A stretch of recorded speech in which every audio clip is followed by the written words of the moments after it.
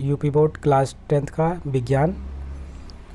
प्रश्न नंबर 21 में पूछा गया था कि एक मोटर बाइक पर पीछे से आ रहे किसी अन्य वाहन को देखने के लिए 4 मीटर वक्रता त्रिज्या वाले एक उत्तल दर्पण लगा है। इस बाइक से पीछे आ रहे एक वाहन जिसकी दूरी मोटर बाइक से किसी समय 8 मीटर है, तो गणना करके बताइए कि उसका प्रतिबिंब दर्पण में कितनी दूरी पर और कहाँ बनेगा। तो इस प्रकार से आपको पता है वक्रता त्रिज्या दे रखी थी, आर का मान दे रखा था, यहाँ से 1/f से आपको फोकस दूरी निकाल लेनी थी। ठीक है, सॉरी यहाँ पे 1/f नहीं होता, वक्रता त्रिज्या का संबंध होता है r=2f। ठीक है, तो f बराबर क्या हो जाता r/2। f का मान कितना है r/2 से आपको f का मान निकाल लेना था।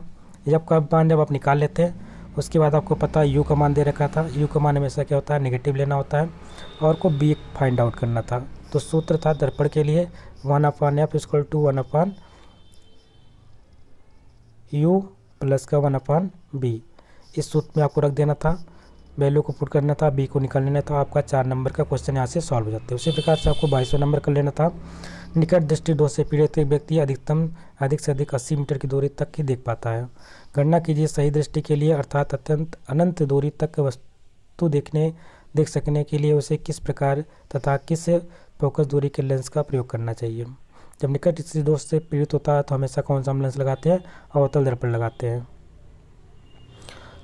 आगे देखते हैं फ्लेमिंग के बाएं हाथ का नियम। आपको पता होता है जब हम अपने अंगूठे को, तर्जनी को और मध्यिका उंगली को एक दूसरे के लंबवत रखते हैं तो हमारा जो अंगूठा होता है बल की दिशा को और तर्जनी उंगली चुंबकीय क्षेत्र की दिशा को और हमारा जो मध्यिका होती है वो धारा की दिशा को बताती है। इसी के बारे में लिखना है। और चुंबकीय क्षेत्र की धारावाही चालक पर लगने वाला जो बल होता है किस पे निर्भर करता है, तो F = 3 बातों पर निर्भर करता है। एक तो हमारा IBL sin थीटा, ठीक है, दूसरा होता है F = U होता है QBB sin theta, QBB sin theta.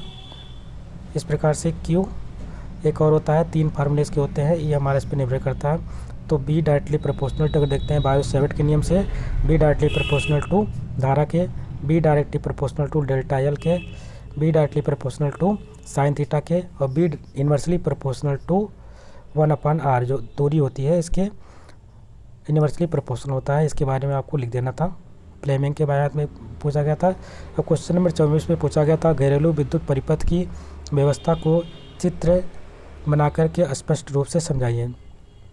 तो जैसे कि अगर आपको ये नहीं आता था तो आप अगला भी कर सकते थे। इसमें चित्र दे रखा था, इसमें क्या ज्ञात करना था, कुल प्रतिरोध कितना है। तो कुल प्रतिरोध ज्ञात करने के लिए ये दोनों समांतर हैं। पहले 1/r, इसको R1 मान लेते हैं, इसको R2 मान लेते हैं। इन दोनों को समांतर क्रम में जोड़ करके R तुल्य प्रतिरोध निकाल देते हैं। फिर हटा करके ये एक ये बचता और एक यहाँ पे सिंगल बचता है, उसको श्रेणी क्रम में जोड़ लेना था R1 + R2 करके। तो ये तुल्य प्रतिरोध आपको कुल प्रतिरोध मिल जाता। धारा निकालने के लिए I = क्या होता है B/R कर देते हैं, यानी रेजिस्टेंस आप दे रखा था, वोल्टेज दे रखा था और धारा निकल जाती है यहाँ से। और उसके बाद 0.8 ओम प्रतिरोध के सिरे हुए विभवांतर ज्ञात करना था, विभवांतर ज्ञात कर लेते हैं। आगे देखते हैं प्रश्न नंबर नेक्स्ट है। इसमें पूछा गया था केमिस्ट्री से निम्नलिखित अभिक्रिया के लिए संतुलित समीकरण लिखना था। आपको पता है कैल्शियम हाइड्रोक्साइड CaOH का होल ट्वाइस, ठीक है, प्लस इसको रिएक्शन कराना था कार्बन डाइऑक्साइड के साथ और हमें निकाल देना है कैल्शियम कार्बोनेट CaCO3, ठीक है, कैल्शियम कार्बोनेट प्लस H2O। अब इसमें क्या क्या था, हमें बैलेंस करना था किसकी मात्रा कितनी थी, उसी को हिसाब से आपको मिला लेना था। बेरिक क्लोराइड BaCl2, उसको रिएक्शन कराना था पोटेशियम सल्फेट के KSO4 K2SO4 के साथ और उसके साथ आपको बेरिक सल्फेट BaSO4 तथा पोटेशियम KCl बन जाता है। पोटेशियम क्लोराइड KCl बन जाता है और बेरिक सल्फेट BaSO4 बन जाता है। थर्ड में Zn जिंक की सल्फ्यूरिक अम्ल के साथ रिएक्शन करना था H2SO4 H2SO4 गिव्स आउट, हमें क्या बनता है जिंक सल्फेट ZnSO4 और क्या मिलता है हाइड्रोजन गैस निकलती है और उसको बैलेंस कर लेना था सीधे सीधे उठा करके। और चौथे में पूछा था सिल्वर नाइट्रेट AgNO3 और इसका रिएक्शन करना था जिंक क्लोराइड से ZnCl2, उसके साथ हमें सिल्वर क्लोराइड बनता है AgCl2 बनता है AgCl2 और प्लस का जिंक नाइट्रेट ZnNO3 बनता। इसमें देखना था कितने कौन कौन से अणु थे, उसके अणुओं को बैलेंस कर लेना था। इस प्रकार से आसानी से प्रश्न को कर सकते थे। क्वेश्चन नंबर 26 में पूछा गया था निम्नलिखित का कारण समझाइए। क्या कारण है कि एक जस्ते की छड़ को कॉपर सल्फेट के विलयन में डालने पर उसका नीला रंग धीरे धीरे गायब हो जाता है। तो आपको पता है, अगर हम रासायनिक श्रेणी में देखते हैं तो लाइक बेस सर का नाम अली मंजनकर, ठीक है, जेडन यहाँ पे आ रहा है। और कॉपर की बात करते हैं तो कॉपर नीचे आता है यहाँ से, AgHgCu, कॉपर नीचे होता है, यानी कॉपर का स्थान नीचे होता है जो कि कम क्रियाशील होता है, और जेडन का स्थान ऊपर होता है जो अधिक क्रियाशील होता है। तो एक जस्ते की छड़ को अगर हम कॉपर सल्फेट विलयन में डालते हैं तो वो धीरे धीरे नीला होने लगता है, क्योंकि वो रिएक्शन करता है, क्योंकि जो पावरफुल होगा उसमें से वो धीरे धीरे उसको, जो कम पावरफुल होता है उसको हटा देगा, विस्थापित कर देगा। इस कारण ऐसा होता है। यानी यौगिक उच्च गलनांक होता है, जितने भी आयनिक यौगिक होते हैं वो आसानी से गलते नहीं हैं। इसके बारे में आपको बताना था। अगला प्रश्न है कि उदासीनीकरण अभिक्रिया क्या है, इनके 2 उदाहरण बताइए। जैसे कि अम्ल और क्षार का हम रिएक्शन कराते हैं तो ये क्या करते हैं, दोनों मिलकर के उदासीन बना लेते हैं, और बना कर क्या बनाते हैं, लवण। जैसे NaCl बन जाता तो ये हमारा क्या होता है, उदासीनीकरण अभिक्रिया होती है। इसके बारे में आपको लिखना था और एक उदाहरण के तौर पर एक रिएक्शन लिख के दिखा देना था।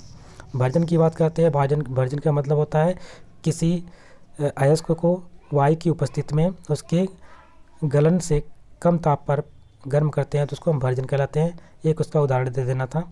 अगर आपने कॉपर पाइराइट का लिया है, क्यूपराइट का लिया है या कॉपर ग्लांस का लिया है, कोई सा जो अयस्क लिया है उसका रिएक्शन लिख करके यहाँ पे देख देना था। क्वेश्चन नंबर 3 में पूछा था निम्नलिखित यौगिकों के IPSC नाम लिखना था। IPSC नाम जैसे कि आपको पता है ये क्या है यहाँ पे COOH, यानी कि एस्टिक, हमारा क्या है COOH है, ठीक है। COOH कहाँ पे होता है, ये हमारा ओइक एसिड है, तो इसके आखिरी में क्या लिखता है, ओइक है। कितने इसमें कार्बन है, 2 कार्बन, तो मेथ एथनोइक क्या बन जाता है, एथनोइक बन जाता है। क्या बन जाता है फ्रेंड्स, इसका IPSC ने एथनोइक है। सेकंड वाले में देखते हैं तो इसमें सिर्फ 2 कार्बन है तो मेथ एथ हो जाता, और यहाँ पे CHO ग्रुप जो होता है एथेनल। जब CHO ग्रुप होता है तो वहाँ पे जो क्रियात्मक समूह लास्ट में ऐड होता है वो नल होता है, तो इसको होता है एथेनल बोलते हैं। क्या बोलते हैं, एथेनल। आगे देखते हैं प्रश्न नंबर नेक्स्ट है, अथवा इसके स्थान पे आप कर सकते थे मिसेल। जब हम साबुन बनाते हैं तो साबुन के जो कण होते हैं वो क्या होते हैं, जिग मोशन में जा करके एक दूसरे से अटैच होते हैं, किससे, जो हमारे गंदगी रहती है। तो इस प्रकार से किस पे मिसेल होता है वो इसके बारे में लिखना था। संक्षारण क्या होता है, किसी के ऊपर जंग लग जाना, किसी जैसे लोहे पे भूरे रंग का जंग लगना और तांबे पे हरे रंग का जंग लगना, ये संक्षारण होता है। संक्षारण के बारे में आपको बताना है। जब भी संक्षारण होता है तो वस्तु का भार क्या होता है, बढ़ता है, इसके बारे में भी लिख देना है। योगात्मक अभिक्रिया यानी 2, जैसे कार्बन डाइऑक्साइड जल का करके रिएक्शन करना है H2+O, ये क्या बनाता है हमारा H2, यानी कि यहाँ पे क्या हुआ, दोनों जुड़ करके एक नया उत्पाद देती है, उसको हम योगात्मक अभिक्रिया कहलाते हैं। एक उदाहरण के तौर पे इसको समझाना था। अगला प्रश्न है भाग 3 से पुनरुद्भवन व मुकुलन का सचित्र वर्णन करना था, जो आपको डिजेनरेट कर लेती है। जैसे कि आपको देखना है जो छिपकलियाँ होती हैं इनकी पूँछ कट जाती है, फिर धीरे धीरे इनकी अपने आप फिर से इनकी नई पूँछ आ जाती है, इसको हम पुनरुद्भवन कहते हैं या रीजनरेशन कहते हैं। और मुकुलन की बात करते हैं तो किसी भी जैसे हड्डा होता है, हड्डा के अगर एज से हम काट देते हैं उस प्रकार से फिर से नए शरीर का निर्माण होता है, उसको मुकुलन कहलाते हैं। तो हाइड्रा के बारे में बताना था और छिपकली के बारे में आपको एक तरीके से समझाना था। इसका सचित्र वर्णन करके आप दिखा सकती थी। अगला प्रश्न है मनुष्यों में लिंग निर्धारण की प्रक्रिया का सचित्र वर्णन करने। जिस प्रकार से हमको पता है महिलाओं में XX गुणसूत्र है, पुरुषों में X और Y दोनों होते हैं। तो आपको पता है टोटल 23 जोड़ी गुणसूत्र होते हैं। क्रोमोसोम की संख्या के देखते हैं तो 22 जोड़ी होती है, टोटल 44 होती है। तो इनको एक चित्र के माध्यम से आपके बुक में बना था, उस चित्र के माध्यम से उसको समझा देना था। 4 नंबर का क्वेश्चन था। अगला है प्रकाशानुवर्तन था गुरुत्वानुवर्तन को उपयुक्त चित्र की सहायता से परिभाषित कीजिए। ये भी समन्वय से चैप्टर से पूछा गया था चैप्टर, और इसमें आपको पता रहना चाहिए अगर हम प्रकाश की तरफ किसी पेड़ पौधों को रखते हैं तो उसकी वृद्धि ज़्यादा होती है, जब जिधर प्रकाश नहीं मिलता उसकी वृद्धि उधर कम होती है। एक तो हमारा गुरुत्वाकर्षण की वजह से होता है, जब जहाँ पे हमें ज़्यादा गुरुत्व मिलेगा उधर साइड में वृद्धि कम ज़्यादा होगी, जहाँ पे कम मिलेगा उधर कम होगी। तो इस प्रकार से दोनों को समझा देना था, चित्र के माध्यम से बहुत अच्छे तरीके से बताया गया था इसके बारे में। आगे देखते हैं अंतःस्रावी ग्रंथियों से आप क्या समझते हैं। मानव में किन्हीं 4 अंतःस्रावी ग्रंथियों के द्वारा स्रावित हार्मोन्स के नाम लिखे। जैसे आपने देखा था आपके पेपर में पूछा था ऑक्सिन हार्मोन्स क्या होती है, ये वृद्धि हार्मोन्स होती है। उसी प्रकार से हम देखते हैं हमारा इंसुलिन हार्मोन्स जो कि मधुमेह को रोकने का काम कर सकती है जो अग्नाशय से निकलती हैं। और थायरॉक्सी ग्रंथ है।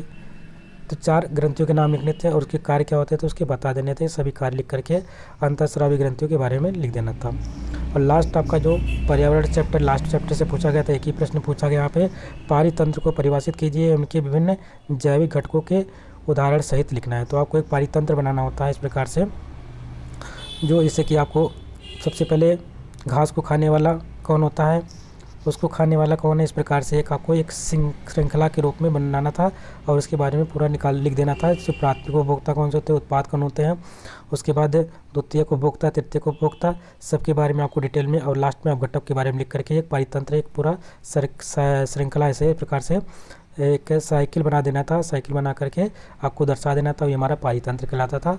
इस प्रकार से आपके प्रश्न बहुत आसान तरीके से अच्छे तरीके से पूछे गए थे और बहुत बेहतरीन पेपर था। अगर आपने अच्छे से किया होगा तो आपके अच्छे नंबर मार्क्स मिलेंगे, कम से कम 70 में से 65 तो आ ही जाने हैं। आशा करते हैं आपको वीडियो पसंद आई होगी। अगर आपको वीडियो अच्छी लगी है इसको लाइक करिएगा, शेयर करिएगा और चैनल पर नए हो तो चैनल को सब्सक्राइब भी कर लीजिएगा। मिलते हैं एक नए वीडियो में, तब तक के लिए नमस्कार, जय हिंद।